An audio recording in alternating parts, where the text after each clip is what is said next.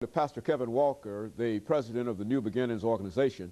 And of course, Pastor Walker, we promised that we'd give you an opportunity during this last segment to talk about some of the situations that seem to be working against the New Beginnings organization. We won't call it opposition, but what are some of the problems that you're having in terms of bringing this to a larger audience?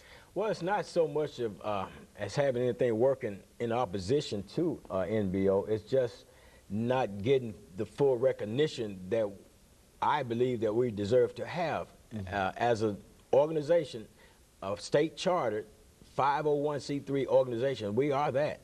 And we do have a program that's been up and running. We have graduated some individuals from that program. We got one individual that was recently released in January, Mr. Thomas Rogers. He just was recently released after doing about 27 years incarceration. He's out here, he's gainfully employed, was hoping that we could have him on the show. But of course he's working. He's doing what he's supposed to do, and he's maintaining and everything, and he's real positive. He actually is one of the founders of the New Beginnings organization. So he's doing some great things too. Now, it's not opposition, but it's a lack of recognition is what I'm talking about here. There's a pre-release, I don't know if it's a task force or what have you, that's been organized, been appointed by the commissioner, the current commissioner, and we're just not included yet.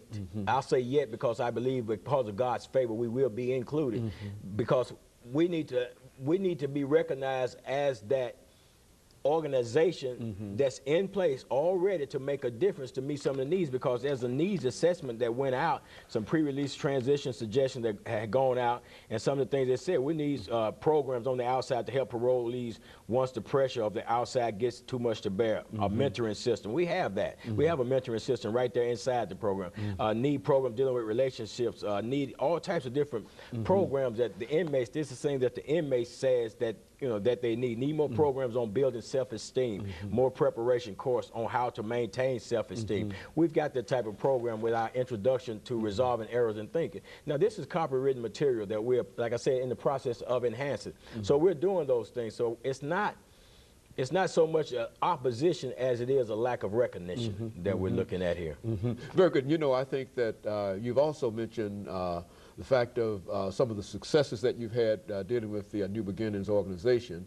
And what about the ability to try to bring young people into the correction facility to sort of look at how the situation is? I mean, I think one time we talked about that. How have you made any kind of progress in reference to that? Yes, we've been taking tours into the institution out there. What we do, we'll take a tour in 16 years up and older, and we'll take a tour into the institution and allow them to see what's going on, allow them to see how it is on the other side, see the real These are young side. people in the community that might be going toward problems, might be having some problems in their own lives, and the purpose is to bring them and let them see for themselves. Is that what Absolutely, absolutely. We invite church groups, any kind of group that you may have, to contact me. You can call me at 969-0725.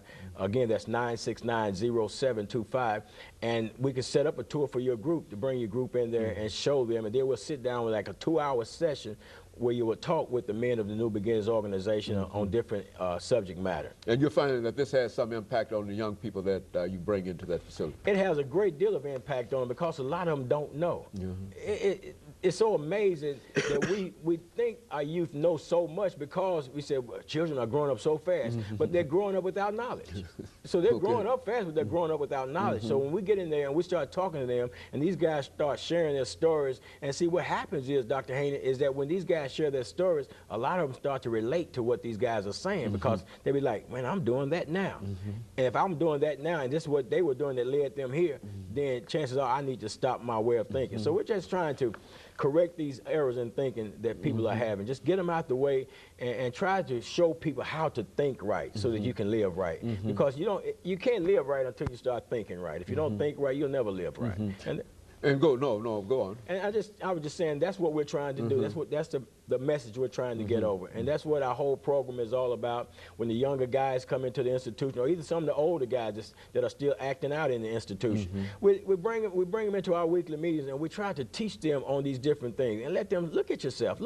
Take a look at yourself, because your thinking it has caused you to be where you are today in life. So in order to get to a better place in life, then first thing you have to do is change your way of thinking. And that's what we basically do. Our program is designed to resolve errors in thinking. And when we do that, then we've got a positive individual. We get ready to turn out, release somebody into society that's going to be thinking right. And there's a great difference between releasing somebody into society who might think right and a person who has changed very little, even if he's been there 20, 25 years. That's true, because you know you can do enough. You can do just enough to fool the administration, fool the parole board, and get back out. But we don't look at that. We challenge people on these issues. We challenge people on their errors in thinking. We don't just sit back and pat you on the back. And what's so good about it is that it's a group effort, and everybody offers their input along with the instruction that's being facilitated by our facilitator out there at the time, our brother Cedric Booker. So it's a great program that we've got going out there, and it's not one that you can just slide through, because we're we're tightening the screws. I let people know I will not represent you at the parole board hearing if I know that you're not totally tied into this program. Very good. And of course, Pastor Walker, let me thank you for bringing us all of that excellent information about issues of incarceration. And I'm sure that our audience has been informed in reference to what is going on. And of course, let me encourage our audience to tune in again next week for another informative edition of Comments. Thank you and good morning.